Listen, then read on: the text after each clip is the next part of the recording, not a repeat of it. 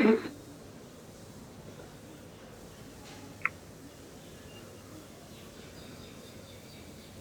2-3 minute और please रुकेंगे हम, बाकी लोगों को ज्वाइन होने पे थोड़ा टाइम देंगे। हाँ जी। फिर आज का टॉपिक शुरू करता हूँ। आज का टॉपिक गाड़ी के पेपर्स के बारे में, मतलब जो गाड़ी के साथ आप आरसीबी इंश्योरेंस जो कैरी करते हो उसके बारे में आज का टॉपिक है।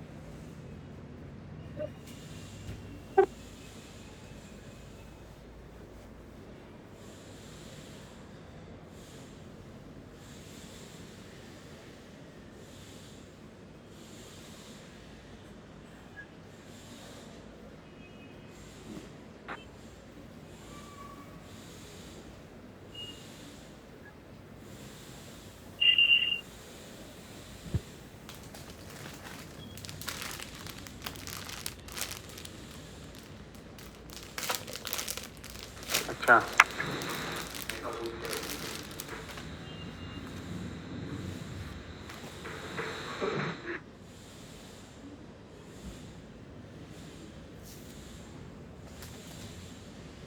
Hello,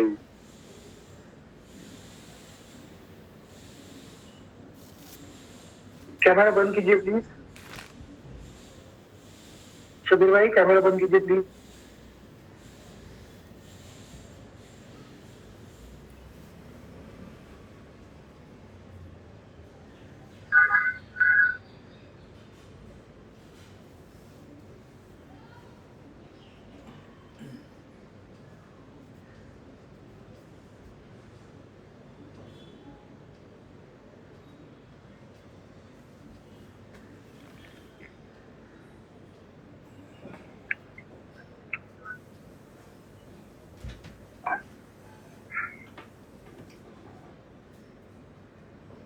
hello, good afternoon.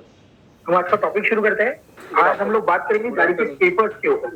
Good afternoon, good afternoon. तो आज का टॉपिक जो गाड़ी के पेपर से होंगे, जो भी डाउट है आपके पेपर्स के बारे में पूछो। जितना मैं जानता हूँ आपको बताऊंगा, अगर मुझे नहीं मालूम ना मैं किसी और से पूछ लूंगा, एक्सपर्ट से किसी पता करके अगले हफ्ते तक आपको क्लियर कर दूंगा। लेकिन पूछो, डाउट पूछोगे तो मुझे भी मजा आएगा आपको सिखाने में और आपका भी नॉलेज बढ़ेगा। क्या होता है, डाउट आपका होता है लेकिन क्लियर सब लोगों के लिए होता है। ओके, तो आज का टॉपिक मैं मेरे मोबाइल का स्क्रीन आपके साथ शेयर करूंगा, क्योंकि वो पीपीटी मुझे आपके साथ शेयर करना है इसलिए। तो एक रिक्वेस्ट है क्लास शुरू होने से पहले कि आप अपना जो मोबाइल का जो यहाँ पे जो स्क्रीन है ना, उसमें आप नीचे देख सकते हो कैमरे का सिंबल और एक माइक का है। तो उसको दोनों को बंद रखो। अगर आपको कोई सवाल पूछना है तो उसको अनम्यूट करना है, नहीं तो फिर म्यूट में ही रखो ताकि दूसरों को तकलीफ ना हो। ओके, और कैमरा बंद रखो ताकि वो आपका जैसे पीछे का बैकग्राउंड यहाँ पे शेयर हो जाता है पूरा हमारे साथ में। तो मैं मेरा स्क्रीन आपके साथ शेयर करने जा रहा हूँ। एक बार मैं स्क्रीन शेयर करूंगा तो मैं किसी को एंटर नहीं कर पाता, ये प्रॉब्लम है, मुझे फिर से पीछे जाना पड़ता है।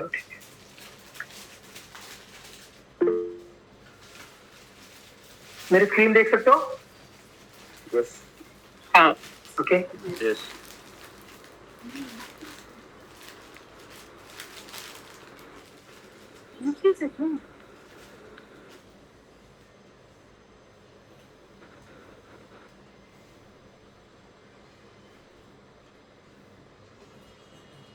ओके, देखो आज का टॉपिक में हम जो पेपर इसेंशियल डॉक्यूमेंट्स है जो आपको आपकी गाड़ी के साथ कैरी करना हो, जब आप गाड़ी ड्राइव कर रहे हो तो कुछ डॉक्यूमेंट आपको आपकी गाड़ी के साथ कैरी करने होते हैं, उसके बारे में बात करेंगे। यहाँ पे नीचे मेरा नंबर भी लिखा हो, अगर आपको कोई डाउट है तो आप इसको स्क्रीनशॉट निकाल लो, आप पूछ सकते हो मुझे। अगर आपको ये पीपीटी चाहिए तो आप मुझे ये नंबर पे मैसेज कीजिए, व्हाट्सएप कीजिए, मैं ये पीपीटी भी आपके साथ शेयर कर दूंगा। देखिए कौन से डॉक्यूमेंट हम लोग कैरी करेंगे, तो सबसे पहला जरूरी है registration certificate of motor vehicle, जो आरसी बुक जिसको कहते हैं। पहले ये बुक के जैसा हुआ करता था, बाद में एक प्रिंट आउट पेपर आने लगा और अभी स्मार्ट कार्ड आते हैं, तो सब एक ही है, registration certificate of motor vehicle. Okay, then second document होता है इंश्योरेंस, गाड़ी का इंश्योरेंस। मैंडेटरी है कि आपको कार का इंश्योरेंस तो रखना ही होगा, विदाउट इंश्योरेंस आप ड्राइव नहीं कर सकते रोड के ऊपर, तो मैंडेटरी आपके लिए। और तीसरा है पीयूसी, गाड़ी का जो कार्बन मोनोऑक्साइड, हाइड्रोकार्बन, इस तरह के जो गैसेस गाड़ी से बाहर निकलते हैं उनका कंट्रोल में है क्या। तो आपकी गाड़ी अगर मेंटेन है प्रॉपर्ली तो ये कंट्रोल में रहेगा, तो वो सर्टिफिकेट और आपका ड्राइविंग लाइसेंस, तो ये चीजों की हम लोग बात करेंगे। तो सबसे पहले यहाँ पर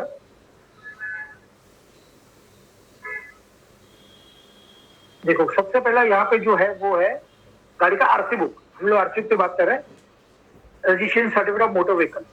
इसमें सबसे ऊपर जो है गाड़ी का नंबर दिया है, ये जो MS04GU7848 है ना, ये गाड़ी का रजिस्ट्रेशन नंबर है।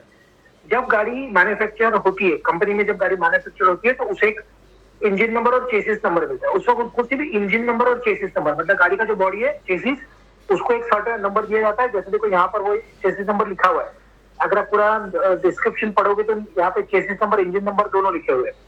तो हर इंजन को मैन्युफैक्चर करने के बाद इंजन का नंबर मेंशन होता है, चेसिस नंबर में चेसिस नंबर मैन्युफैक्चर होता है, ये रिकॉर्ड में आ जाता है। एक गाड़ी का चेसिस नंबर कभी दूसरा गाड़ी के साथ मैच नहीं होगा, कोई भी मैन्युफैक्चर होने दो, मतलब ये यूनिक नंबर है। चेसिस नंबर एक यूनिक नंबर है, कभी ये दूसरा कोई भी ब्रांड होने दो, ऑल ओवर वर्ल्ड में कोई भी ब्रांड होने दो, किसी भी ब्रांड के साथ, किसी भी मेक या मॉडल के साथ ये नंबर डुप्लीकेशन नहीं होगा। ये हर गाड़ी को अपना एक अलग से नंबर आइडेंटिफिकेशन मिलता है, ये चेसिस नंबर। ओके, तो मैन्युफैक्चर के बाद गाड़ी जब निकलती है तो ये engine number, chassis number mention होकर डॉक्यूमेंट के साथ निकलती है, जब वो डीलर के पास है। डीलर के पास आने के बाद वो कहीं पर भी जा सकते हैं ऑल ओवर इंडिया में। तो जहां से हम वो गाड़ी खरीदते हैं, जैसे मारुति की गाड़ी है तो दिल्ली से आ रही, समझो टाटा की गाड़ी है तो नासिक से भी आ सकती है, औरंगाबाद या फिर पूना से आ सकती है। तो जहां से भी गाड़ी डीलर के पास आएगी हम वो गाड़ी खरीदेंगे। जैसे थाना में कोई रेसिडेंस है तो उसका गाड़ी थाना में रजिस्टर होगा, नवी मुंबई में रेसिडेंस है तो नवी मुंबई में रजिस्टर होगा। तो जिस आरटीओ में गाड़ी रजिस्टर्ड होती है तब उसको एक रजिस्ट्रेशन नंबर दिया जाता है, और वो नंबर फिर यहाँ पर मेंशन होते हैं। एक बार रजिस्टर नंबर मिल गया तो जब तक गाड़ी उस स्टेट में है, मतलब उस स्टेट में उसका ओनर है, फिर वो फर्स्ट ओनर, सेकंड ओनर, ये नंबर चेंज नहीं होगा। जैसे ये नंबर देखो MS04GU7848, ये नंबर गाड़ी को रजिस्ट्रेशन मिल गया। अब ये नंबर तब तक चेंज नहीं होगा जब तक गाड़ी दूसरे स्टेट में ट्रांसफर नहीं होती है, तब तक। फॉर एग्जाम्पल, गाड़ी मैंने लिया था थाना में, उसके बाद वो गाड़ी किसी ने खरीदा पूना में, तो नंबर वही रहेगा, बोले वो MH12 है, लेकिन गाड़ी का रजिस्ट्रेशन नंबर वही है। ऑल ओवर इंडिया में कहीं पर भी गाड़ी जाने दो, नंबर वही, सॉरी ऑल ओवर महाराष्ट्र में गाड़ी कोई भी ओनर कितने बार भी खरीदने बेचने दो, नंबर वही रहेगा, नंबर चेंज होता नहीं है, रजिस्ट्रेशन नंबर चेंज नहीं होता है। अगर वो गाड़ी किसी और स्टेट में चली गई तो नंबर चेंज होगा, नहीं तो नंबर चेंज नहीं होता है। इसके बाद राइट साइड में और एक नंबर दिखा, देखो आपको MH14642499, MH1464 कितना नंबर 2499, ये उस कार का नंबर है, डॉक्यूमेंट नंबर है। हर डॉक्यूमेंट का एक नंबर है, जैसे सर्टिफिकेट का कैसा सर्टिफिकेट नंबर होता है, तो वैसे रजिस्ट्रेशन सर्टिफिकेट, रजिस्ट्रेशन सर्टिफिकेट का ये सर्टिफिकेट नंबर है। तो अगर ये आरसी बुक कल मिसप्लेस हो गया, मेरे से खो गया या स्पॉइल्ड हो गया या टीयर हो गया या किसी वजह से डैमेज हो गया, तो मैं इसको रिप्लेस करूंगा, आरटीओ में अप्लाई करके मैं इसको रिप्लेस करूंगा, तो सबका सब डिस्क्रिप्शन वैसे तो वैसे ही रहेगा, लेकिन ये डॉक्यूमेंट नंबर चेंज हो जाएगा। ये डॉक्यूमेंट नंबर जो है आगे का ये चेंज होता है, ये कार्ड नंबर है, उसका डॉक्यूमेंट नंबर है। फिर रजिस्ट्रेशन ओनर, गाड़ी का जो ओनर है उसका नाम आएगा, उनका जो भी डिस्क्रिप्शन है वो आता है। रजिस्ट्रेशन डेट, ये रजिस्ट्रेशन डेट मतलब जिस दिन गाड़ी आरटीओ में रजिस्टर्ड हो गई वो नंबर है। 15/4/2015 का ये गाड़ी रजिस्टर्ड है आरटीओ में। बना तो नहीं, जब भी गाड़ी बना वो डेट नीचे लिखा देखो, मैन्युफैक्चरिंग डेट लिखा देखो, सबसे नीचे नीचे नीचे जाओगे आप तो मैन्युफैक्चरिंग डेट लिखा हुआ है 3/2015, मतलब मार्च 2015 में गाड़ी बना और अप्रैल 2015 में गाड़ी रजिस्टर्ड हुआ। यहां से इसका लाइफ शुरू होता है। तो 15/4/2015 से आगे 15 ईयर्स के लिए गाड़ी रजिस्टर्ड है। तो आप सेकंड लास्ट रो में देखोगे तो रजिस्ट्रेशन वैलिडिटी लिखा हुआ दिखेगा, देखो सेकंड लास्ट रो नीचे से जो एड्रेस है उसके ऊपर रजिस्ट्रेशन वैलिडिटी है 14/4/2030, मतलब इस गाड़ी का लाइफ 15 ईयर्स था, तो 2030 of March 14 March of 2014 April of 2030 में ये गाड़ी का रजिस्ट्रेशन खत्म हो गया। हर गाड़ी का रजिस्ट्रेशन 15 साल, प्राइवेट गाड़ियों का रजिस्ट्रेशन 15 साल के लिए रहता है। ओके, तो इस तरह से उसका रजिस्ट्रेशन डेट और उसका वैलिडिटी डेट दोनों यहाँ पर मेंशन है। फिर गाड़ी का कलर आएगा यहाँ पे ग्रेनाइट ग्रे। जो भी इसके ऊपर लिखा हुआ है, आरसीओ के ऊपर जो भी लिखा हुआ है, वो मैं विदाउट आरटीओ परमिशन चेंज नहीं कर सकता, मैं इसको बदल नहीं सकता। तो कोई यहाँ पर आप देखोगे इधर ग्रेनाइट ग्रे लिखा हुआ है ना, मेरे जो डॉट है देखो यहाँ पर ग्रेनाइट ग्रे।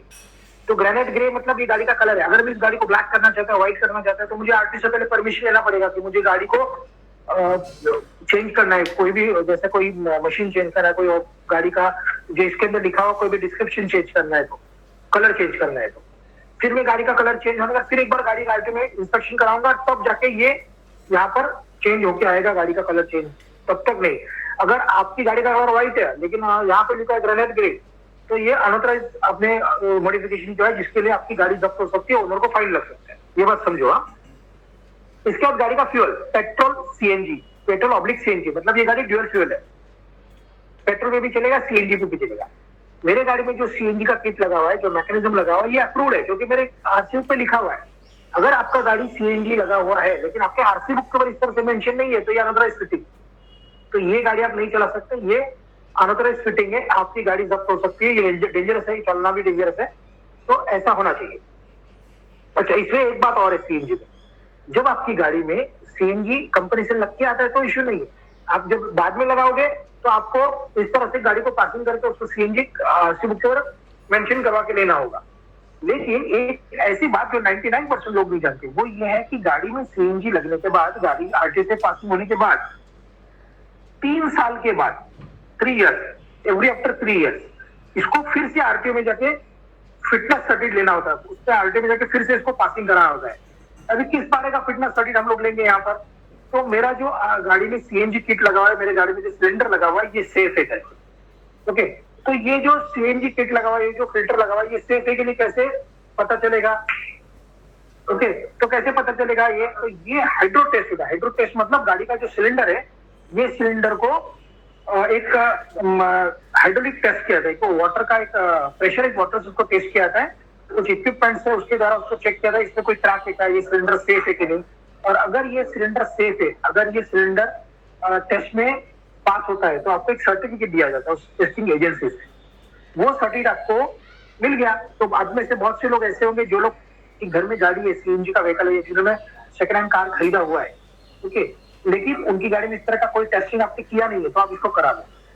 बहुत से लोग तो ऐसे भी है जिन्होंने टेस्टिंग तो किया हुआ है लेकिन आरटीओ में पासिंग नहीं किया हुआ है। तो टेस्टिंग सर्टिफिकेट मिलने के बाद में काम खत्म नहीं होता है। टेस्टिंग सर्टिफिकेट मिलने के बाद आपको गाड़ी आरटीओ से पासिंग करना भी जरूरी है, कि फिटनेस सर्टिफिकेट लेना जरूरी होता है, जो 3 ईयर्स के वैलिड होते हैं। ओके, कुछ आ रहा है समझ में? ये 3 पॉइंट समझ में आ रहा है कि आपको? सबसे पहले गाड़ी का वैलिडिटी। सुजीत सर, हेलो बोलिए भाई। सर, एक डाउट था, वो 3 साल का कैसे पता है हाइड्रो टेस्ट का? देखो कैसे है, आपकी गाड़ी में सीएनजी लिखा हुआ है, यहाँ पर देखो मेरी गाड़ी में लिखा हुआ है सीएनजी, राइट? अभी अगर इस गाड़ी में है न्यू ब्रांड गाड़ी, जैसे मेरा भी और न्यू ब्रांड गाड़ी मेरा, ओके, तो 3 साल के बाद मैं क्या करूंगा, इस गाड़ी को हाइड्रो टेस्ट करूंगा। हाइड्रो टेस्ट करने के लिए बहुत सारी टेस्टिंग एजेंसीज है जो अपने आसपास ही है, आप गूगल पे ढूंढेंगे तो मिल जाएगा आपको, जिनका चार्जेस होता है अराउंड 2500 रुपए, 2500 वो लोग चार्जेस लेते हैं। तो वहां पर जाके गाड़ी को, सिलेंडर को वो लोग निकालते, बाहर निकालते, सिलेंडर को क्लीन करते, सिलेंडर के अंदर ऑयल वगैरह होता है, तो सिलेंडर को क्लीन करेंगे। सिलेंडर को क्लीन करने के बाद उसके अंदर प्रेशराइज वाटर भर के उसको फिर से प्रेशराइज करके वो लोग चेक करेंगे कि ये सिलेंडर सेफ है कि नहीं। और उनका टेस्टिंग में जो सिलेंडर खरा उतरेगा, मतलब उस टेस्ट पास होने के बाद वो लोग फिर आपकी गाड़ी में उसको फिट करके लगा देते। अभी वो आपको एक सर्टिफिकेट इशू करेंगे, सिलेंडर टेस्टिंग सर्टिफिकेट। ये सर्टिफिकेट लेकर RC book, insurance, UC, cylinder test का सर्टिफिकेट, ये लेके हमें आरटीओ में अप्रोच करना है। और आरटीओ में हमें आरटीओ का भी फीस पे करना है, जो अराउंड एक 600 से 1200 रुपए के आसपास आरटीओ का फीस होता है, गवर्नमेंट फीस। वो फीस आप पे करने के बाद आपको गाड़ी लेकर जानी है आरटीओ में, उस सारे डॉक्यूमेंट के साथ। इंस्पेक्टर उस गाड़ी को चेक करेगा कि सिलेंडर बराबर से लगा हुआ है कि नहीं। हर सिलेंडर के ऊपर उसका सिलेंडर का एक नंबर लिखा होता है, जैसे गाड़ी का कैसे एक रजिस्ट्रेशन नंबर है, वैसे हर सिलेंडर को भी अपना एक नंबर होता है जो एम्बॉस्ड होता है उसके ऊपर। तो वो सिलेंडर का नंबर वो चेक करेंगे ऑफिसर कि वही सिलेंडर का ये सर्टिफिकेट है क्या, और फिर आपकी गाड़ी को वहां पे वो लोग ऑर्डर देंगे उसको कि फिजिकल मैकेनिकल फिट करें। अब ये पेपर हम लोग आरटीओ में जमा करने के बाद, ये आरसी बुक हम लोग आरटीओ में जमा कर देंगे और आपको एक फिटनेस सर्टिफिकेट मिलेगा आपके ऑन रिकॉर्ड, आरटीओ के ऑन रिकॉर्ड वो दिखेगा कि आपका गाड़ी फिट है करके, और आपको फिटनेस सर्टिफिकेट मिल जाएगा। अभी बहुत से लोग का मेरे पास जो कस्टमर आते हैं, देखिए यार हमारे गाड़ी का तो हमने किया ही नहीं पिछले 23 सालों से, हमें पता ही नहीं था, तो हम अभी कराने जाते तो पता चलता कि उनकी गाड़ी का 2016 में 2017 में खत्म हो गया फिटनेस, तो अभी हम लोग उनको अभी करा के दे रहे हैं। ये सिर्फ तो इस तरह से हम अपनी गाड़ी only CNG, LPG, CNG, LPG और सीएनजी दोनों की।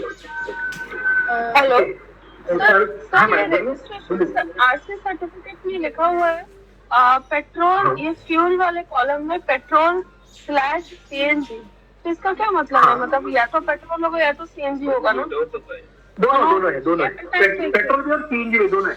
अगर वो पेट्रोल होगी तो सिर्फ पेट्रोल लिखा होगा और डीजल होगी तो सिर्फ डीजल लिखा होगा, लेकिन ये गाड़ी ड्यूअल फ्यूल है ना, इसमें पेट्रोल भी और सीएनजी भी, मतलब हाँ, जब तक आपको दोनों में चला सकते हो, तो पेट्रोल भी चला सकते हो तो सीएनजी में भी ड्राइव कर सकते हो। तो पैसेंजर टाइम गाड़ी में तो एक ही रहता है ना? क्या एट अ टाइम गाड़ी में एक ही एक्टिव रहेगा ना, और दोनों में चला डीजल गाड़ी में एक ही रहता है, लेकिन सीएनजी गाड़ी में दोनों होता है बेटे, पेट्रोल भी और सीएनजी। समझो मैंने यहाँ से सीएनजी भरा, एग्जाम्पल बता दूंगा आपको, मैंने ना यहाँ से सीएनजी फिल किया, और सीएनजी कितना किलोमीटर चलता है आपकी गाड़ी में? 110, 120, 130 किलोमीटर ज्यादा से ज्यादा। 130 किलोमीटर में सीएनजी जो 8-10 किलो आपने गाड़ी में भरा खत्म हो जाता है, लेकिन मुझे तो ड्राइव करना कंटिन्यू 300-400 किलोमीटर, तो ऐसे वक्त में फिर हम उसको पेट्रोल भी शिफ्ट कर सकते हैं। आपकी कार में एक ऑटो किट लगा हुआ है जिसको हम लोग सिक्वेंशियल किट कहते हैं, जैसे ही सीएनजी खत्म हो जाता है ऑटोमेटिक वो पेट्रोल में शिफ्ट हो जाती है, और उसको आप मैन्युअली भी शिफ्ट भी कर सकते हो। तो इन केस ये केस में मेरा ये गाड़ी में मैं दोनों फ्यूल पे चला सकता हूँ, उसको आइदर सीएनजी पे चलेगा, जब सीएनजी खत्म हो जाए तो ऑटोमेटिक पेट्रोल पे शिफ्ट हो जाएगा। तो जब तक वो गाड़ी चल रहा है तब तक सीएनजी में चल रहा है, जब तक मैं इसको मैन्युअली स्विच नहीं करता हूँ या फिर वो ऑटोमेटिकली स्विच नहीं होता है, तब तक वो वही फ्यूल में चलता रहेगा, जब तक वो फ्यूल है। तो इसीलिए ये जो बॉडी टाइप में डुअल कंट्रोल लिखा हुआ है, ये इसी को पॉइंट आउट करता है क्या? नहीं, ये बॉडी टाइप में जो ड्यूअल कंट्रोल, ये मेरा ड्राइविंग स्कूल का गाड़ी है, मेरा ड्राइविंग स्कूल का गाड़ी, न्यू परफेक्ट ड्राइविंग स्कूल। तो हम लोग गाड़ी सिखाने के लिए बाजू में और क्लच और ब्रेक लगाते हैं ना, तो वो यहाँ पे तो मैंने गाड़ी में चेंजेस किया। हाँ, तो मैंने गाड़ी में कुछ को मैकेनिकल चेंजेस किया है, और ये मैकेनिकल चेंजेस करने से पहले मैंने आरटीओ से परमिशन लिया, और परमिशन लेने के बाद मैंने उसको पासिंग करवाया, इसलिए यहाँ पे ड्यूअल कंट्रोल लिखा हुआ है। आपकी गाड़ी में ऐसा नहीं लिखा होगा, ये मेरी गाड़ी में, क्योंकि मेरा गाड़ी ड्राइविंग स्कूल का गाड़ी इसलिए। सर एक और डाउट था। हाँ जी सर, बोलिए। ये अभी समझो मैं गाड़ी खरीदा नवी मुंबई में, तो महाराष्ट्र का रजिस्ट्रेशन आ गया, बराबर? तो मैं इधर गाड़ी लिया नया 3 साल हो, उसके बाद समझो मेरा ट्रांसफर हो गया कोई और स्टेट में, ठीक है? तो मुझे उधर जाके कंपल्सरीली रजिस्ट्रेशन पर चेंज कराना चाहिए, या इमेज से भी मैं चला सकता हूँ? मेरा लाइसेंस तो वैलिड है ऑल ओवर। 30 डेज तक चलेगा, 30 डेज के बाद नहीं चलेगा। अच्छा, तो you have to compulsorily change your registration number also. इसलिए इन्होंने इसके ऊपर एक सॉल्यूशन निकाला। देखो कैसे सॉल्यूशन है इसके ऊपर, कि अगर आपका जॉब ट्रांसफरेबल है, आपका जॉब ट्रांसफरेबल है, आपका ट्रांसफर हो रहा है, हाँ, तो BS सीरीज दिया उन्होंने, लेकिन उसके लिए क्राइटेरिया है। स्टेट गवर्नमेंट, सेंट्रल गवर्नमेंट और प्राइवेट को भी देते हैं, लेकिन उसके पीछे क्राइटेरिया ऐसा है कि आपके ऑफिस या आपका कंपनी का ऑफिस एटलीस्ट 4 स्टेट में होना चाहिए, पूरे देश भर में। अगर पूरे देश भर में 4 स्टेट में आपका कंपनी का ऑफिस है, तो आप वहां से लेटर लेके अगर सबमिट करोगे तो आपको भी देश का मिलेगा, तो कोई जरूरत नहीं फिर ट्रांसफर करने की। ठीक है, अगर मैं घूमने जा रहा हूँ तो भी 30 डेज के अंदर ही करना पड़ेगा उसको? हाँ, नहीं घूमने जा रहा तो कैसे आप स्टेट चेंज करते हो, जगह चेंज करते हो, आरटीओ चेंज करते हो ना आप हर बार, तो चलेगा, तो कोई प्रॉब्लम। हम लोग नहीं लेके जाते लद्दाख वगैरह गाड़ी। नहीं, बट उसमें भी 30 डेज का क्राइटेरिया वैलिड है क्या? मतलब 30 दिन से ज्यादा? अच्छा, मैम आप कुछ पूछ रहे थे, बताइए। सर एक क्वेश्चन था कि ये जो सीएनजी वाला क्राइटेरिया वो बस न्यू गाड़ी के लिए एप्लीकेबल है, या फिर न्यू गाड़ी? नहीं, नया गाड़ी 3 साल के बाद। मैंने नया गाड़ी लिया अभी, समझो आपने अभी नया गाड़ी लिया है, ओके, 3 साल के बाद आपको उसको फिटनेस कराना है, 3 साल के बाद। मतलब कोई भी गाड़ी हो एवरी 3 इयर्स के बाद में उसका ये कराना पड़ेगा? यस, बराबर। आगे बढ़े। हेलो सुजीत सर, क्या बोल रहे हो? मुझे क्वेश्चन था कि जब ये मैंडेटरी डॉक्यूमेंट है जो कार में कैरी करना पड़ता है, तो ये ओरिजिनल में कैरी कर सकते हैं या फोटोकॉपी भी चलेगा इसका? नहीं, फोटोकॉपी से बेटर आप उसको डिजी लॉकर करके एक ऐप है, डिजी लॉकर, हाँ है। उसमें रखो। अच्छा, बट अगर ड्राइवर चेंज हुआ, फॉर एग्जाम्पल कभी मेरे पति लेके गए, मैं लेके गई, तो हम दोनों को तो जेरॉक्स रखो ना, चलेगा, जेरॉक्स रखो चलेगा, जरूर नहीं कि ओरिजिनली डॉक्यूमेंट गाड़ी का। ओके। मेरे गाड़ी, मैं तो मेरा लाइसेंस भी कैरी नहीं करता ओरिजिनल, मैं तो डिजी लॉकर में रखा है मेरा लाइसेंस भी। हाँ, लाइसेंस तो डिजी लॉकर में तो पर्सनल रहता है, बट आरसी कैसा कोई और ड्राइवर चेंज हो सकता है ना, इसके लिए पूछा मैंने। तो फोटोकॉपी चल जाता है, चलेगा। लेकिन अगर वो लोग वेरिफिकेशन के लिए ओरिजिनल मांगते हैं तो आपको उनको प्रोड्यूस करना होगा, प्रोड्यूस करना पड़ेगा। और सर आपका और थर्ड लाइन पे पर्पस एएलटी है, तो एएलटी का मतलब क्या होता है? नहीं, अभी क्या है, ये मेरा गाड़ी में अल्ट्रेशन किया हुआ है ना गाड़ी में। Okay, got it, understood. आपकी गाड़ी में मेरा आरसी बुक अभी तक आया नहीं है, तो आप मुझे बता सकते हैं कोई साइट जहाँ पे मैं उसको ट्रैक कर सकती हूँ कि कब आएगा, कैसे आएगा? गाड़ी कभी अपने गाड़ी कभी खरीदा? 22 अप्रैल। हाँ, तो अभी ले अपने, आप क्या करो, आपको गाड़ी का जो एक इंश्योरेंस या कोई भी डॉक्यूमेंट आपका गाड़ी का जिसमें चेसिस नंबर और नंबर है, गाड़ी का नंबर है, रजिस्ट्रेशन नंबर, ये आप मुझे व्हाट्सएप करो, मैं आपको ऑनलाइन देख के बताता हूँ अभी उसका स्टेटस क्या है। ठीक है sir, okay okay, thank you. अच्छा, और कोई कुछ पूछ रहा था मैडम? भैया मैडम कुछ ना, कुछ बोलिए प्लीज। हाँ नहीं, मैंने पूछ लिया, मैं ही बेचा बोल रही थी। Thank you very much sir. Licence का एक डाउट था। हाँ बोलिए। हाँ, मैंने कुछ साल पहले ना एक्चुअली मैंने ड्राइविंग सीख के मेरा परमानेंट लाइसेंस बनाया था। अभी क्या हुआ, over the period of time बीच में वो मेरा ओरिजिनल लाइसेंस गुम गया, लेकिन सॉफ्ट में है, एम परिवहन ऐप में सॉफ्ट में है मेरे पास लाइसेंस। तो मैं गाड़ी चला सकता हूँ, उसका प्रॉब्लम नहीं है। लेकिन मुझे पूछा था अगर मुझे नया गाड़ी लेना है तो उस केस में ओरिजिनल लाइसेंस जरूरत है या ऑनलाइन ही चलेगा मेरे को? तो गाड़ी लेने के लिए लाइसेंस का जरूरत नहीं पड़ेगा।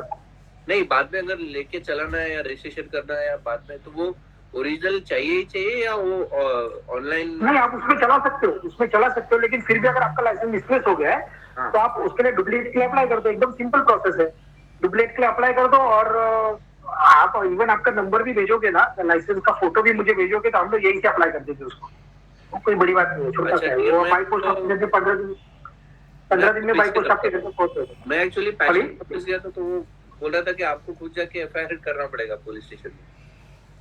तो मैं कर लूंगा, आप डालो मुझे व्हाट्सएप में, मैं कर लूंगा। ठीक है सर, ओके, मैं आपको सेपरेटली भेजता हूँ। Thank you. हाँ, देखा, मेरा भी धंधा हो रहा है। अच्छा पूछो सवाल, नहीं तो आगे बढ़ूं। सर कह रहा था कि जो अगर कोई सेकंड हैंड गाड़ी लेंगे तो उसके लिए भी मतलब फिटनेस कराना पड़ेगा क्या? रजिस्ट्रेशन सर्टिफिकेट में आपका एड्रेस, नाम चेंज करना पड़ेगा ना। पहली बात तो आपको बताऊं, सेकंड हैंड गाड़ी आप लोगे ना तो गाड़ी के पेपर प्रॉपर्ली चेक करो। अभी जो जिससे ले रहे हो गाड़ी, वो ओनर है क्या वहां पे, वो देखो। कई बार क्या हुआ है कि सोचो एक गाड़ी, अभी मेरे पास एक केस आया ऐसा कि जिसमें गाड़ी रजिस्ट्रेशन के लिए उन्होंने बोला कि गाड़ी मुझे ट्रांसफर करना है करके हम लोग ने गाड़ी का पेपर लिया। तो मैं बोला कि गाड़ी का पेपर पे साइन चाहिए, तो उन्होंने बोला ठीक है हम लेके आते साइन। वो लोग फॉर्म नंबर 2930 पे साइन भी लेकर आ गए। गाड़ी का जो आरसी बुक है ना, उसके ऊपर एक चिप रहता है छोटा सा। अभी ये जो आरसी बुक है ना, इसको मैं दूसरे साइड दिखाऊं ना उसका, तो उसमें छोटा सिम कार्ड जैसा एक चिप है। ये चिप वहां पे अगर डैमेज हो गया या नहीं है, कई बार वो गिर जाता है, तो आरसी बुक वहां पे मशीन में रीड नहीं होता है। तो ऐसे एक ना ओनर खुद लगता है वहां पे इंस्पेक्शन के लिए। तो मैंने जब उनसे पूछा कि भाई ओनर को लेके आओ इंस्पेक्शन वहां पे वेरिफिकेशन के लिए, तो जाके सही बात पता चली कि ओनर तो एक्सपायर हो गया कोरोना में, कोविड में। तब मैं पूछा कि ये साइन किधर से लाया, तो पता चला कि ये लोग बोलते नहीं हमने पहले लेके रखा था। अरे वो क्या मरने से पहले साइन करके गया क्या कि मेरा गाड़ी बेचना है करके? तो इसका मतलब इस तरह की धोखाधड़ी हो सकती है, तो ओरिजिनल ओनर होना चाहिए। कभी कभी क्या हुआ है कि किसी का गाड़ी मैं खरीदा और मैंने वो गाड़ी चलाया 6-7 साल तक, उसको मेरे नाम पे ट्रांसफर नहीं किया, और आपको बेचते में आपको ये कहूंगा कि गाड़ी फर्स्ट ओनर है, ये गलत है ना, ये गलत है। और उस वक्त अगर साइन का जरूरत पड़ा और किसी ने आपको फेक साइन करके दिया तो आप फंस जाओगे, आपकी गाड़ी जमा हो जाएगी, जब्त हो जाएगी आपकी गाड़ी। तो इसलिए गाड़ी लेते तो सबसे पहले पेपर के बारे में ध्यान से देखने का कि वो पेपर क्या है। भले सामने वाले को बुरा लगे, हम पैसे दे रहे हैं यार उसको, तो एक बार उसके पेपर वेरीफाई करो। आपको नहीं समझ में आ रहा है तो उसका फोटो मेरे व्हाट्सएप पे भेजो, मैं चेक करके आपको बताऊंगा। लेकिन एक बार पेपर क्रॉस वेरीफाई करो, उसके बाद गाड़ी को जरूर ट्रांसफर करना है। इवन आप अपनी गाड़ी किसी को बेचोगे ना, तो ये कंडीशन रखना है कि गाड़ी ट्रांसफर करना है करके सामने वाले को। तो या तो उसको ट्रांसफर करके दो आप डीलर को बेच रहे हो तो उसके पास से कुछ लिखवा के लो उसके लेटर के ऊपर कि आपने उसको गाड़ी बेचा करके, ताकि कल अगर कोई एक्सीडेंट होता है उस गाड़ी की वजह कोई भी ऑफेंस होता है तो उसकी जिम्मेदार आप है, क्योंकि आरसी बुक पे आपका नाम लिखा है। As per the court decision, जिस वक्त कोई भी एक्सीडेंट होता है या कोई भी गाड़ी पर कोई भी एक्टिविटी होती है तो उस वक्त उसका जिम्मेदार ओनर होगा जिसका नाम आरसी बुक पे लिखा हुआ है। फिर वो गाड़ी किसको बेचा था, क्या बेचा था, वो जरूरी नहीं है। आरसी बुक पे लिखा ना, वही उसके लिए जिम्मेदार है एज ओनर। तो ये बात ध्यान में रखना सब लोगों, ओके। और जब भी गाड़ी लोगे तो प्रॉपर पेपर देख के लो और जल्द से जल्द उसको ट्रांसफर करो अपने नाम पे। क्लियर? हेलो, आगे बढ़े? हाँ सर, हाँ। देखो अब यहाँ पे क्या जरूरी है, देखो चेसिस नंबर, इंजन नंबर तो चेंज नहीं होगा, गाड़ी का मॉडल चेंज नहीं होगा। हाइपोथेटिकल टू, जब मैंने गाड़ी खरीदा तो मैंने गाड़ी फाइनेंस पे लिया था। मैं जब गाड़ी फाइनेंस पे लिया तो मैंने जिस कंपनी का भी फाइनेंस लिया है, मैंने एक्स कंपनी का फाइनेंस ले लिया, समझो किसी का एसबीआई का ले लिया, एचडीएफसी का ले लिया, आईसीआईसी का ले लिया, कोई भी कंपनी का, या आपकी खुद के कंपनी ने उसको फाइनेंस किया हुआ है। कभी कभी खुद का कंपनी भी फाइनेंस, रिलायंस खुद को रिलायंस फाइनेंस है वो करती है। तो जो भी है बीपीसीएल, एचपीसीएल वो लोग फाइनेंस करते हैं अपने एम्प्लॉइज को। तो जिससे भी आपने फाइनेंस लिया हुआ है, जिसका भी लोन है गाड़ी के ऊपर, उसका नाम यहाँ पे लिखा होता है आरसी बुक के ऊपर। अभी मेरे गाड़ी के सामने नहीं लिखा है क्योंकि मैंने वो कैंसिल करवाया, हो गया मेरा खत्म। तो अभी आपका जो लोन था वो था 3 साल के या 4 साल के, आपने 4 साल तक प्रॉपर आपने इंस्टॉलमेंट पेड किया, टाइम टू टाइम पेड हुआ, आपका लोन खत्म हो गया, ओके, आपके लिए तो आपका लोन खत्म हो गया। लेकिन आरसी बुक पे वैसे ही लिखा हुआ है। आरसी बुक पे लिखा हुआ है मतलब आरटीओ रिकॉर्ड में अभी भी वो गाड़ी हाइपोथेटिकल है, गिरवी है अभी भी उस कंपनी के पास, अभी भी वो गाड़ी का पूरा हक उस कंपनी का है, क्योंकि आपने तो उसको पेड कर दिया लेकिन आरसी बुक के रिकॉर्ड में से आपने उसको नहीं मिटाया। जैसे हम लोग जब घर खरीदते हैं ना, तो हम लोग घर भी बैंक को हाइपोथेटिकेट करते हैं। हम लोग जो भी बैंक हमें लोन देती है, होम लोन देती है, वो बैंक हमारा घर को हाइपोथेटिकेशन करती है। तो जब हमारा लोन खत्म हो जाता है तो हाइपोथेटिकेशन उतार के हम हमारे ओरिजिनल पेपर उनसे ले लेते हैं। इस केस में क्या हो गया, ये केस में ओरिजिनल पेपर तो हमारे पास ही है, आरटी के पास नहीं है, तो इसलिए उन्होंने इसको लिख के दिया है हाइपोथेटिकेट टू एसबीआई। अभी ऐसे केसेस में जब आपका लोन खत्म हो गया तो एक प्रोसीजर और बाकी है। क्या प्रोसीजर है, देखो ये, एक मिनट,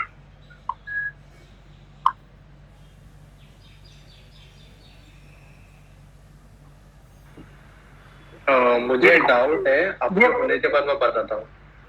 हाँ देखो, ये आईसीआईसीआई बैंक ने एक लेटर इशू किया हुआ है।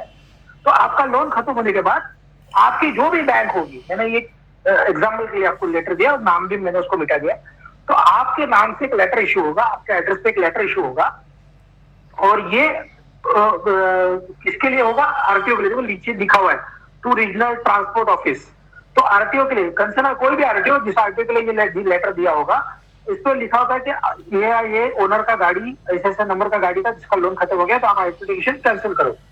ये इशू है मार्च 21 मार्च 2023 को। इसके बाद ये लेटर आप अगर ध्यान से यहाँ पर देखो, ये जो है आपको यहाँ पे दिखेगा तो मालूम है, देखो इधर एक ना हाईलाइटेड, देखो यहाँ पे लिखा है this certificate is valid till 90 days. तो कोई भी बैंक लेटर देने के बाद बैंक इस डेटा ऑफ इशू से 90 डेज तक की वैलिड होता है। ये बाई पोस्ट आपके घर पे आता है। आपको क्या करना है, ये लेटर और इसके साथ और एक डॉक्यूमेंट है, ये फॉर्म नंबर 35। ये फॉर्म नंबर 35 इसका 2 कॉपी रहता है, देखो नीचे एक कॉपी है, ऊपर एक कॉपी है। तो फॉर्म नंबर 35 का 2 कॉपी और वो एनओसी जो बैंक से मिला हुआ है। इसके ऊपर ये जो मैंने रेड मार्क किया ना, उधर ओरिजिनल सिग्नेचर करेगा, और ये दोनों पेपर आपको आरटीओ में सबमिट करने हैं ताकि आरटीओ के रिकॉर्ड से आपका हाइपोथेटिकेशन कैंसिल हो, और जाके आरटीओ से वो हाइपोथेटिकेशन कैंसिल होगा, आपका आरसी बुक जमा हो जाएगा, और जो नया आरसी बुक आएगा उसके ऊपर फिर आपका नाम इस तरह से निकल चुका होगा बैंक का।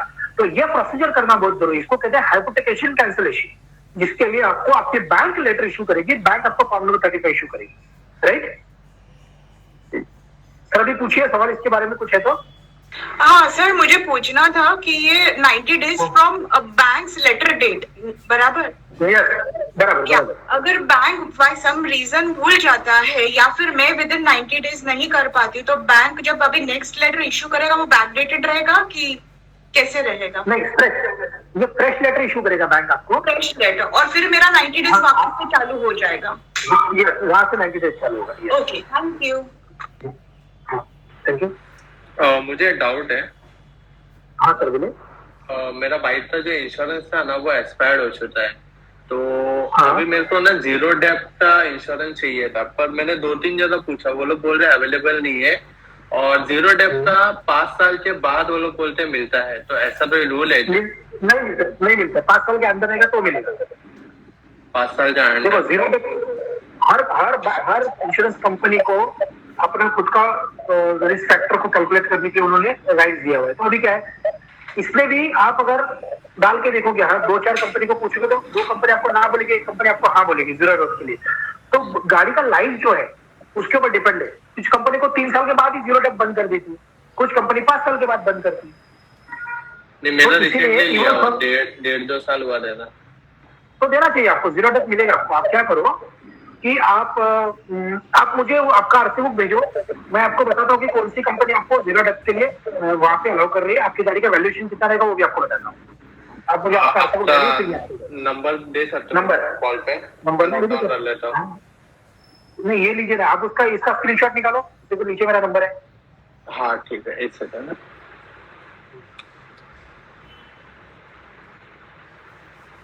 ठीक है, चलो ले लिया मैंने। ओके हाँ, तो अभी ये इधर तक क्लियर हो गया ना आपको, हाइपोथेटिकली क्लियर हो गया सब लोग। अभी मैं नेक्स्ट पॉइंट में बढ़ता हूँ। हेलो, आप हो ना मेरे साथ सब लोग? हाँ सर, आप बढ़िया। हाँ बोर नहीं हो रहे ना? बोरिंग नहीं हो रहा है? ओके देखो, अब यहाँ पे लिखा हुआ है सिटिंग कैपेसिटी। तो आपकी कार का सिटिंग कैपेसिटी क्या है? तो ये जो सिटिंग कैपेसिटी होता है ये इंक्लूडिंग ड्राइवर है, इंक्लूडिंग ड्राइवर सिटिंग कैपेसिटी है ये। तो आपकी गाड़ी में 5 लिखा होगा तो 1 ड्राइवर प्लस 4 पैसेंजर, 1+4। यहाँ पे 7 लिखा है मतलब 1+6, 1 ड्राइवर प्लस 6 पैसेंजर। तो ये सिटिंग कैपेसिटी। तो स्टैंडिंग कैपेसिटी कार में नहीं होता है, ये तो बस के लिए होता है, तो इसलिए 0 लिखते हैं यहाँ पे। नीचे देखो लिखा है tax paid up to LTT। LTT का मतलब है लाइफ टाइम टैक्स। जब मैंने गाड़ी खरीदा तो एक शोरूम प्राइस गाड़ी का था 9 लाख रुपया, गाड़ी का एक शोरूम प्राइस 9 लाख। उसके ऊपर फिर मेरा टैक्स लगेगा 15 साल का। तो वो टैक्स डीजल के लिए अलग है, वो टैक्स CNG के लिए अलग है, वो टैक्स ओनली पेट्रोल के लिए अलग है। ओके, इलेक्ट्रिक गाड़ी के लिए अलग है। तो स्लैब है उसका 8%, 10%, 12%। तो जो भी कैलकुलेशन होगा उसके हिसाब से वो टैक्स हम लोग उस वक्त पे करते हैं। तो इसलिए हमारा एक शोरूम प्राइस और ऑन रोड प्राइस में फर्क होता है। ओके, तो जो हम लोग टैक्स जो पे करते हैं वो लाइफ टाइम है। अभी लाइफ टाइम मतलब कितना लाइफ टाइम? तो जब तक गाड़ी का लाइफ है 15 साल। कैसे पता चला? तो नीचे लिखा हुआ है देखो, रजिस्ट्रेशन वैलिडिटी 14/4/2030। मतलब ये जो लाइफ टाइम टैक्स है ये 2030 तक वैलिड है, बराबर? हेलो, राइट, इधर तक क्लियर है? हाँ 2 मिनट रुकिए, मेरा क्या हो गया, वो डिस्कनेक्ट हो गया, मेरा ब्लूटूथ डिस्कनेक्ट हो गया। 2 मिनट रुकिए।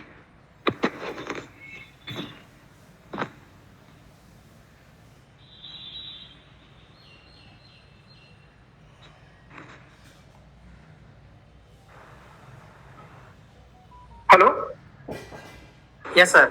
हेलो, हाँ बोलिए, अभी करेक्ट हो गया, बोलिए। हाँ कुछ पूछ रहे थे, सवाल कोई पूछ रहा था sir. Carry on sir, carry on. हाँ ओके, तो ये मेरा लाइफ टाइम टैक्स है 2030 तक। तो आपकी कार का जो भी रजिस्ट्रेशन वैलिड होगा तब तक टैक्स वैलिड है। इसके लिए आपको टैक्स रिसिप्ट, जब गाड़ी खरीदते हैं ना तो ओनर को टैक्स रिसिप्ट मिलता है। तो आप कोई यूज कार खरीदोगे तो एक बार पूछो ओनर को कि आपके पास वो टैक्स रिसिप्ट है क्या, क्योंकि वो टैक्स रिसिप्ट बहुत काम आता है अगर आपका स्टेट चेंज हो गया वगैरह। तो नहीं तो विद इन स्टेट है तो कोई फर्क नहीं पड़ता है, वो तो वहां पे मेंशन है। ओके, बाद में नीचे एड्रेस। अभी क्या हुआ, आप पहले रहते थे थाना में जब आपने ये गाड़ी खरीदा। अभी आप, हाँ बोलिए। अगर ओनर बोल रहा है कि उसके पास टैक्स रिसिप्ट नहीं है तो या फिर हाँ। उसने कहीं पे उसे खो दिया तो इस केस में फिर क्या? तो अगर आपका टैक्स रिसिप्ट नहीं और आपको जरूरत पड़ रही टैक्स रिसिप्ट की तो उसका डुप्लीकेट आपको आरटीओ से मिल जाता है। सिर्फ उसके लिए थोड़ा आरटीओ में अप्लाई करना पड़ेगा आपको, वहां से उन लोग से लेना पड़ेगा एप्लीकेशन करके, वो मिल जाता है। थोड़ा टाइम लगता है लेकिन मिल जाता है आपको, आपका बिना टैक्स का रिकॉर्ड मिल जाता है। और अगर आपकी गाड़ी अभी आपने ली हुई है, मतलब 7 या 8 साल के अंदर आपने गाड़ी लिया हुआ है ना, तो वो तो ऑनलाइन मिल जाएगा आपको tax receipt, no issue. Okay, हाँ अभी देखिए, हाँ मैं कुछ पूछ रहा था, मैं कह रहा था कि आप पहले रहते थे थाना में या आप पहले रहते थे मुंबई में, अभी आप नासिक में शिफ्ट हो गए। तो विद इन स्टेट है ना, विद इन स्टेट हो तो नासिक में शिफ्ट हो गए। और अगर आपको आपकी गाड़ी का ऊपर का ये एड्रेस चेंज करवाना है तो आप कर सकते हो, नया एड्रेस प्रूफ सबमिट करो और चेंज ऑफ एड्रेस कर सकते हो आप। उसमें आपका ओनर का सीरियल चेंज नहीं होगा, मतलब ओनरशिप चेंज ऑफ एड्रेस होगा आपका, ये पॉसिबल है। लेकिन गाड़ी दूसरे ने ले ली, जैसे कि बेटी की गाड़ी डैडी ने ले ली, डैडी की गाड़ी बेटे ने लिया अपना सिस्टर के नाम पे, भाई के नाम पे, तो उसी के भी नाम पे करो, लेकिन ओनर चेंज होगा, गाड़ी का ओनर चेंज होता है। ओके, तो ये बात हमेशा ध्यान में रखो कि आप आपकी गाड़ी सर सर इसके में एक और बोलिए। ये समझो हाँ। कि ओनर का लाइक इस रीजन से डेथ हो गया या फिर ऐसे, तो फिर ऐसे आगे कैसे जाएगा फिर? हाँ देखो, अगर इन केस ओनर का डेथ होता है, हम लोग एक केस पकड़ते हैं, एक केस में ओनर का डेथ हो गया है और अभी उसका गाड़ी बेचना है, तो उसकी गाड़ी बेचने के लिए उसका वाइफ, मतलब अगर वो जेंट्स है तो उसका डायरेक्ट वाइफ उसके नाम पे वो गाड़ी होगा, या फिर हाँ दोनों केसेस में वाइफ के नाम पे होता है। और इस केस में नहीं तो हम लोगों को कोर्ट से एक सक्सेशन सर्टिफिकेट लाना पड़ता है, मतलब उसका वारिस कौन है, वो कोर्ट से एक ऑर्डर मिलता है, कोर्ट में जाके वो वकील सक्सेशन सर्टिफिकेट निकाल के देता है। ये सर्टिफिकेट हम लोग आरटीओ में सबमिट करेंगे, तब वो गाड़ी जिसके नाम से सक्सेशन सर्टिफिकेट होगा, उसकी वाइफ के नाम से या फिर उसका बेटे के नाम से, जिसके भी नाम से सक्सेशन सर्टिफिकेट निकलेगा उसके नाम पे गाड़ी ट्रांसफर हो जाती है। तो उस वक्त फिर वही आदमी साइन करेगा जिसके नाम पे कोर्ट का ऑर्डर निकला हुआ है। तो पुराना जो ओनर है उसका साइन नहीं रहेगा तो चलता है, क्योंकि उसका तभी डेथ हो गई, तो कोर्ट से वो प्रोसीजर करोगे तो हो जाएगा। हेलो, समझ गए सर। ओके ओके, अभी देखो, अभी यहाँ तक खत्म। अब हम लोग आरसी बुक से आगे बढ़ते हैं। अगर आरसी बुक भी खो गया तो वही प्रोसीजर है, पुलिस स्टेशन में रिपोर्ट करो, रिपोर्ट करने के बाद में आरटीओ में अप्लाई करो, बाई पोस्ट आपके घर पे आरसी बुक डुप्लीकेट आ जाता है, no issue. Next RC book के बाद हम लोग बात करेंगे इंश्योरेंस के बारे में। ये मैंडेटरी है इंश्योरेंस। इंश्योरेंस में दो टाइप होते हैं। तो अब आप अगर ये इंश्योरेंस देखोगे, जो मैं क्या हो गया, देखो ये जो इंश्योरेंस है इसमें ऊपर लिखा है कंप्रेहेंसिव पॉलिसी। इसका मतलब ये जो इंश्योरेंस है इसमें मेरा गाड़ी का भी कीमत है और अदर रोड यूजर्स जैसे कि कोई पेडेस्ट्रियन है, दूसरे का प्रॉपर्टीज है, वो भी कवर है। तो कंप्रेहेंसिव इंश्योरेंस में दोनों है। आप अगर ध्यान से देखोगे तो यहां पर देखो, इधर लिखा हुआ है आईडीवी, बेटा ये देखो दूसरा पॉलिसी जो है ना वो लिखा हुआ है यहाँ पर लायबिलिटी पॉलिसी, मतलब ये थर्ड पार्टी। और ये जो है कंप्रेहेंसिव, मतलब दोनों, फर्स्ट पार्टी और थर्ड पार्टी दोनों कवर है। दोनों में फर्क देखो, कंफ्यूजन नहीं होगा, दोनों में फर्क देखो क्या बोलते हैं। कंप्रेहेंसिव पॉलिसी में आपकी गाड़ी का भी वैल्यू है और दूसरों के लिए भी, थर्ड पार्टी के लिए भी। Third party as per law mandatory है, विदाउट थर्ड पार्टी इंश्योरेंस आप गाड़ी रास्ते पे उतार ही नहीं सकती, इसलिए ये कंप्रेहेंसिव में इंक्लूड है। अगर आपकी गाड़ी 10 साल से ज्यादा पुरानी है तो उसको फर्स्ट उसका वैल्यू 0 रहेगा, तो उसको 1 रुपया भी नहीं मिलेगा। लेकिन उस वक्त आपको फिर ये लायबिलिटी पॉलिसी निकालनी पड़ेगी। देखो इधर है ना, ठीक है ना, लायबिलिटी पॉलिसी। तो लायबिलिटी पॉलिसी मतलब थर्ड पार्टी पॉलिसी। दोनों में फर्क क्या है देखो, अगर वो लायबिलिटी पॉलिसी है तो यहाँ पे एरो दिखाया, व्हीकल का वैल्यू, फॉर व्हीकल वैल्यू 0, गाड़ी का वैल्यू आपका 0। अगर मेरी गाड़ी में थर्ड पार्टी इंश्योरेंस है, मेरी गाड़ी चोरी हो गई, मेरे गाड़ी का एक्सीडेंट हो गया, डैमेज हो गई, तो मुझे 1 रुपया इंश्योरेंस से मिलेगा नहीं, क्योंकि मेरे गाड़ी का वैल्यू 0 है। वो मैंने किसके लिए पे किया है? अदर रोड यूजर्स के लिए। वो मैंने किसके लिए पे किया? अदर्स प्रॉपर्टीज के लिए। ओके, लेकिन अगर मेरा गाड़ी में कोई एक्सीडेंट होता है और मेरा गाड़ी का पॉलिसी ऐसा है, कंप्रेहेंसिव पॉलिसी है, तो इसमें मेरे गाड़ी का वैल्यू मेंशन है। देखो अगर आप यहाँ पे ध्यान से देखोगे तो इंश्योर्ड डिक्लेयर्ड वैल्यू IDV ये लिखा हुआ है। गाड़ी का वैल्यू कितना है? 5 लाख के आसपास है ना, 5,10,000 मेरे गाड़ी का वैल्यू है। तो हर गाड़ी का वैल्यू हर साल 10% कम होते रहते हैं। तो जो भी वैल्यू लिखा है वो वैल्यू आपकी गाड़ी का उस दिन पकड़ा जाएगा। तो ये मेरे गाड़ी का अगर वैल्यू लिखा हुआ है तो ये फर्स्ट पार्टी इंश्योरेंस है। क्लियर? इंश्योरेंस में क्या है, हो रहा है? हाँ, तो आपको कंपल्सरी इंश्योरेंस निकालना पड़ेगा। बिना इंश्योरेंस आप गाड़ी रास्ते पे चला ही नहीं सकते। हाँ, तो सीधा 5,000 रुपए फाइन है, 5,000 रुपीज फाइन। ओके, इंश्योरेंस के बाद में PUC। तो नया गाड़ी रहेगा 6 महीने तक जरूरत नहीं है, लेकिन 6 महीने के बाद PUC निकालो। अभी आपका जो नया गाड़ी आ रहा है उसका PUC निकालो तो 1 साल का मिलेगा, 1 ईयर वैलिडिटी। उसके बाद वो 6 महीने के लिए होगा, 6 मंथ, एवरी आफ्टर 6 मंथ आपको निकालना पड़ेगा। तो ये पीयूसी आप किसी पीयूसी सेंटर से निकाल सकते हो, ऑनलाइन पीयूसी सेंटर से। आपकी गाड़ी का फोटो आएगा उसमें, यहाँ पर देख सकते हो नीचे फोटो है, गाड़ी का नंबर आएगा, कब तक वैलिड है वो भी लिख के आता है। अभी ये पीयूसी वैलिड है क्या बताओ, क्या ये पीयूसी अभी वैलिड है? नहीं, नो ये खत्म हो गया दिसंबर 2022 में, ये वैलिड नहीं है, खत्म हो गया दिसंबर 2022 में। ओके, ये वाला ये बताओ। या this is up to June. Valid है। जून ये 2020। अगले महीने तक ये वैलिड है, तो आपका वैलिडिटी ऐसे लिखा होता है। तो ये चेक करना कि आपके आप लोग सब लोग 8 क्लास खत्म होने का एक बार चेक करो, आपका इंश्योरेंस कब खत्म हो रहा है, आपका पीयूसी कब खत्म हो रहा है, ये सब चेक करो प्लीज। ठीक है सर क्वेश्चन है, आपने जो पीयूसी दिखाया है उसके ऊपर ही ये हर 6 महीने में ये करना पड़ता है ना, like as per law every 6 months में। तो आपका अभी दिसंबर 2022 है और फिर उसके बाद जून 2023। Okay, got it, understood.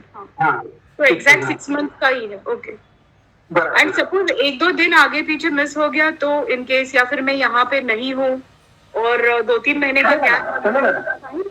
कोई बात नहीं। अभी ऐसा एक एग्जांपल पकड़ते हैं कि आपका गाड़ी खड़ा है पिछले 4 महीने से, पीयूसी खत्म हो गया, कोई बात नहीं, अभी जाके नया निकालो, अभी से शुरू होगा, वो आज से शुरू होगा। सर पीयूसी 6 मंथ्स का ही रहता है, ज्यादा करना तो नहीं कर सकते? नहीं कर सकते, 6 मंथ का ही रहता है। ओके, और एवरी टाइम हमको ही जाके करना पड़ता है क्या, या हाँ ऑनलाइन रिन्यू? नहीं, आपको उधर गाड़ी एक क्वेश्चन था, चेक करेंगे और गाड़ी चेक करके देंगे। गाड़ी लेकर जाना पड़ेगा, गाड़ी चेक करके ही देंगे आपको। अच्छा, कहाँ गाड़ी से जो गैसेज मिलेगा उसको कहाँ रिन्यू होता ये है? आप किसी भी पेट्रोल पंप पे चले जाइए, आप वहाँ पे आपको दिखेगा, या जो पीयूसी वैन खड़ा रहता है ना, पीयूसी करके लिखा होता है, ऑनलाइन पीयूसी, वहाँ पे जाइए, वहाँ पे मिल जाएगा आपको। सुजीत सर, मेरे को एक क्वेश्चन था। हाँ जी सर, बोलिए। आपने जैसे बोला कि अभी रिसेंटली जो कार्ड आ रहे हैं जिसके अंदर 1 साल की पीयूसी की वैलिडिटी है, हाँ राइट? बट 6 महीने में फिर भी हमें जाके पीयूसी चेक करवाना ही पड़ेगा? नहीं वैसे नहीं, ऐसे नहीं, क्या किया इन्होंने, नया गाड़ी के लिए उन्होंने 1 साल का पीयूसी देता है, पैसा उतना ही लगता है 100 रुपया, उसके बाद हर 6 महीने, उसके बाद हर 6 महीने। ओके, समझो आपका गाड़ी 2018-19 का तो हर 6 महीने में करना पड़ेगा, लेकिन आपका गाड़ी अभी 2022 का है और आज पीयूसी निकालने जाओगे आप तो आपको शायद 1 साल का मिलेगा। तो वो डिपेंड है आपकी गाड़ी का मॉडल, जो यूरो 6 है, वो यूरो 4 है, वो भारत 4, BS4, BS2, उसका पॉल्यूशन स्टैंडर्ड पे डिपेंड। ओके सर, अच्छा मेरा एक कनेक्शन टूट गया था, मैं पूछ रहा था इंश्योरेंस कितने टाइम तक वैलिड रहता है जो कॉम्प्रिहेंसिव निकालते हैं ना 1 ईयर, गाड़ी खरीदते हो? 1 ईयर आप 3 साल का निकाल सकते हो। 1 ईयर, अच्छा 1 ईयर का रहता है, लेकिन आप 3 साल भी निकाल सकते हो, लेकिन डिपेंड है आपके ऊपर। अभी आप आपके हिसाब से आप 1 साल का निकालो, 3 साल का निकालो। मैं तो और वो भी ऑनलाइन रिन्यू होता है क्या जनरली? यस, वो ऑनलाइन भी निकाल सकते हो आप, या कभी आपको निकालना है तो आप हम लोग से कांटेक्ट कीजिए, मैं भी नहीं करता हूँ वो काम, मैं भी करके दूंगा आपको, या फिर आप खुद कर सकते हो, जो जैसा आपको ठीक लगे। और एक क्वेश्चन था, जब हम नई गाड़ी लेते हैं तो जो फर्स्ट पार्टी इंश्योरेंस होता है वो हमें कितने साल का मिलता है? 1 साल का मिलता है कि 3 साल का मिलता है? देखो अभी ये लोग क्या करते हैं, आपको 3 इयर्स का इंश्योरेंस बोलते हैं, लेकिन वो 3 इयर्स के इंश्योरेंस में फर्स्ट पार्टी 1 साल का रहता है, थर्ड पार्टी 3 साल का रहता है। ओके, तो अगले साल जब रिन्यू करोगे तो आपको जो थर्ड पार्टी का प्रीमियम ऑलरेडी आपने पे किया है, तो इस वक्त आपको सिर्फ आपका गाड़ी का वैल्यू जो है ना उसका ही प्रीमियम पे करना है, जिसको हम लोग फर्स्ट पार्टी जो होता है ना, मतलब कंप्रेहेंसिव पॉलिसी में से आपका थर्ड पार्टी वैलिड है तो थर्ड पार्टी का प्रीमियम नहीं लिया जाएगा आपसे, उस वक्त आपसे सिर्फ फर्स्ट पार्टी का प्रीमियम लिया जाएगा। स्टैंड अलोन पॉलिसी कहते हैं, स्टैंड अलोन पॉलिसी हम लोग उसको। ओके, तो मतलब अगर हमें चाहिए तो हम वो 1 साल खत्म होने के बाद 3 साल का भी इंश्योरेंस वापस करा सकते हैं, इवन आप कंपनी भी चेंज कर सकते हो, ये आप पे डिपेंड है। अच्छा, और ये लायबिलिटी इंश्योरेंस जो आप बोल रहे थे ना, सेपरेट दिखाया था आपने, वो कब लेना है? मतलब जनरली कॉम्प्रिहेंसिव ही आता है ना एज पर लॉ? कंप्रेहेंसिव में इंक्लूड है वो, कंप्रेहेंसिव इंश्योरेंस में इंक्लूड है वो। नहीं, फिर वो सेपरेटली आपने दिखाया था ना वो इंश्योरेंस। हाँ, वो क्यों? मेरा गाड़ी 10 साल पूरा हो गया ना, मेरा गाड़ी का 10 इयर्स अगर कंप्लीट हो गया, ओके, तो मेरा गाड़ी का वैल्यू अभी कुछ नहीं बचा, तो मैं क्यों कॉम्प्रेंसिव लूं? तो इसलिए मैं उसको मैंडेटरी इंश्योरेंस, लायबिलिटी इंश्योरेंस है, सिर्फ मैं वो निकालूंगा। फॉर एग्जाम्पल, आपके पास अगर एक टू व्हीलर है, आपका टू व्हीलर है अभी कौन सी है बताइए? नहीं, मेरे पास नहीं है कुछ। तो छोड़ दो कुछ। समझो आपके पास एक टू व्हीलर है, एक एक्टिवा है आपके पास, एक्टिवा 2014 का, 2012 का एक्टिवा है, 10 साल हो गया उसको। बराबर है। तो उसके लिए अभी फर्स्ट पार्टी इंश्योरेंस निकाल के कोई फायदा नहीं, क्योंकि उसका वैल्यू कुछ भी नहीं रहेगा अभी। तो उसके लिए मैं फिर क्या करूंगा, ये वाला लायबिलिटी इंश्योरेंस निकालूंगा, क्योंकि मैंडेटरी है। तो इसका प्राइस रहेगा 8,888, मतलब 888 रुपया। मतलब लाइबिलिटी मतलब कुछ फिजिकल पर्सनल डैमेज हुआ तो ऐसा कुछ नहीं, आपके लिए कुछ नहीं, आपका गाड़ी जीरो, ये दूसरों के लिए है। अच्छा, मतलब थर्ड पार्टी, मतलब पेडेस्ट्रियन में ऐसा।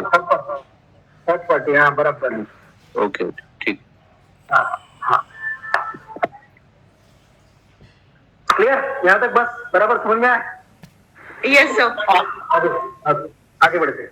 देखो, पीयूसी के बाद में एक ऐप है जो मैं आपको बताने जा रहा हूँ। मुझे अच्छा लगा, मैं किसी आपका ये नहीं कर रहा हूँ, ऐड नहीं कर रहा हूँ, लेकिन मुझे अच्छा लगा ये। एक महाराष्ट्र ट्रैफिक पुलिस ऐप करके है ये।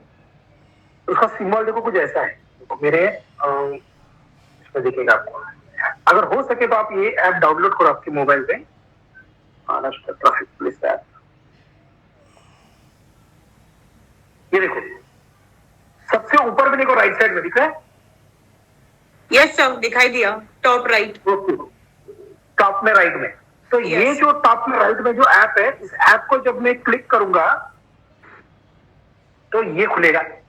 आप भी रजिस्टर करो खुद को।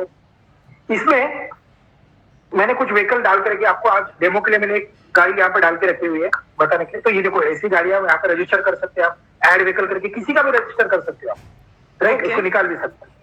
ओके, तो आपको कैसे पता चलेगा आपकी गाड़ी पर फाइन कितना है, कुछ लगा है कि नहीं फाइन आपको? तो वो कैसे पता चलेगा? बाद में लिखा है माई ई चालान करके लिखा हुआ है। मैंने कोई सिग्नल तोड़ दिया, कभी कुछ हो गया, तो मैं माई ई चालान में क्लिक करूंगा। तो मैंने यहाँ पर देखा कि यार बाकी सब में तो नहीं है, लेकिन एक गाड़ी में यहाँ पर मुझे दिख रहा है कि फाइन लगा हुआ है। दिख रहा है आपको? यस, थर्ड रो में। थर्ड रो में रेड में दिख रहा है। तो मैं उसको क्लिक करूंगा यहाँ पर, तो मैंने वो लिखा है, उधर दिख रहा है अनपेड 500 रुपीज फाइन लगा हुआ है मुझे। मैं इसे क्लिक करूंगा तो मुझे बताएगा कि ये उसका रिसीट चालान नंबर है, डेट लिखा हुआ है 5 अप्रैल में लगा हुआ है ये गाड़ी को फाइन। ओके, और इमेज में जाके देखूंगा कि जो मेरा गाड़ी चला रहा था, ये देखो, ये मेरे गैरेज का एक ट्रेलर था, उसको ये फाइन लगा हुआ है, विदाउट हेलमेट गाड़ी चला रहा था वो। इधर रुका होगा यहाँ पर, है ना? तो अभी इसको मैं, ये इमेज में भी दिखेगा, देखो आपको गाड़ी भी दिखेगा, नंबर भी दिखेगा, प्रूफ है, प्रूफ उनके पास।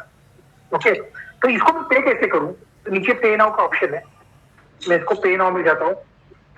ओके, और पे नाउ में जाके मैं यहाँ से by credit card, by debit card, by QR, by UPI में कैसे किसी भी मोड में जाके इसको पेड कर सकता हूँ। जब मैं इसको पेड कर दूंगा तो पेड करने के बाद ये ऐसे दिखेगा।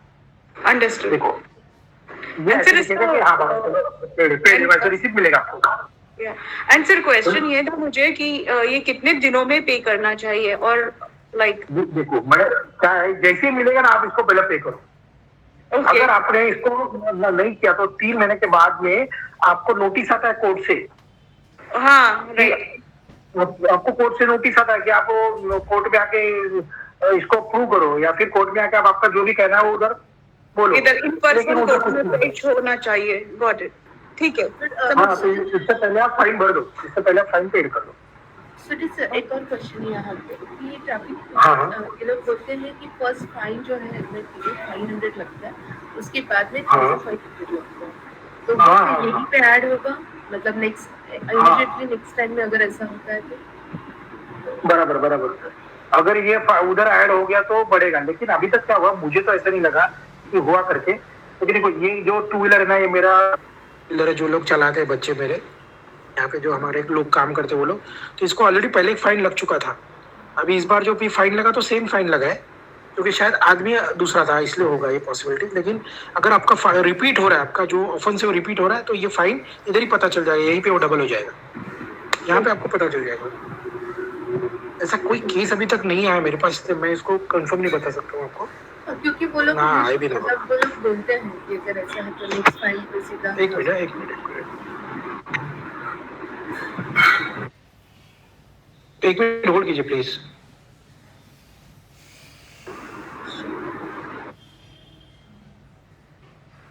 बोलिए। हेलो। हेलो। हाँ जी बोलिए ना। नहीं ठीक है, चलेगा, क्लियर हो गया। ठीक है ठीक है। तो इसमें एक और बात आपको बताने लायक थी। देखो एक और था उसमें जो मुझे दिखा था, मुझे अच्छा लगा वो उसमें से। यहाँ पर कोई इन्फॉर्मेशन करके लिखा हुआ है, ये इन्फॉर्मेशन है ना, इस पर क्लिक करोगे ना तो यहाँ पर फाइन करके लिखा हो, फाइन। आपको मुझे कुछ पूछने की जरूरत नहीं किस चीज के लिए कितना फाइन लगेगा, आप इस पर क्लिक करो तब फाइन आ जाएगा। कौन से इसके लिए कितना फाइन है, डबल हो गया, रिपीट फर्स्ट टाइम इसलिए 500 रुपया, देन 1000 फाइन। आपने बोला रिपीट होगा तो वो कितना होगा डबल फाइन अगर वापस रिपीट किया तो। जो पूरा लिखा हुआ है, पूरा डिटेल सब अपडेटेड फाइन है, पूरा अपडेटेड फाइन है। मुंबई पुलिस का ये ऐप है, बहुत अच्छा ऐप है ये, तो इसमें आपको नॉलेज अच्छा मिलेगा। आप एक बार करके देखो। फिर रोड साइंस है इसमें, आप रोड साइंस देख सकते हो इसके लिए। ओके, ये भी आप पढ़ सकते हैं इसमें, अच्छा है। Okay yes sir. तो बस इतना ही आपको मुझे बताना था आज के टॉपिक में। और ये पेपर्स गाड़ी के साथ में कौन से कैरी करने हैं, अगर आपको आपकी कार का इंश्योरेंस निकालना है और आपको कहीं से मतलब नहीं मिल रहा है तो आप मुझे कांटेक्ट कर सकते हो, मैं आपको करके दूंगा। आपको कुछ डाउट है गाड़ी का पेपर्स के बारे में तो वो पूछो, हम आपको करके देंगे। और हम यहाँ पर एक कोर्स, हाँ सर बोलिए ना। मैंने वो लाइसेंस का सॉफ्ट कॉपी आपको व्हाट्सएप किया है। हाँ जी सर, मैं आपको कांटेक्ट करके देख के मैं आपको जैसी क्लास खत्म होता है मैं आपको उस पर कॉल बैक करता हूँ। सुजीत सर, आप एक बार प्रेजेंटेशन में आपका नंबर, हाँ एक मिनट मेरा स्क्रीनशॉट लेती हूँ, चेंज नहीं करना। नहीं हाँ okay, thank you very much. ठीक है, थैंक यू। लॉग आउट कीजिए please. Thank you. Thank you. Have a great day, everyone. Happy Sunday. Thank you sir. Very much. Thank you.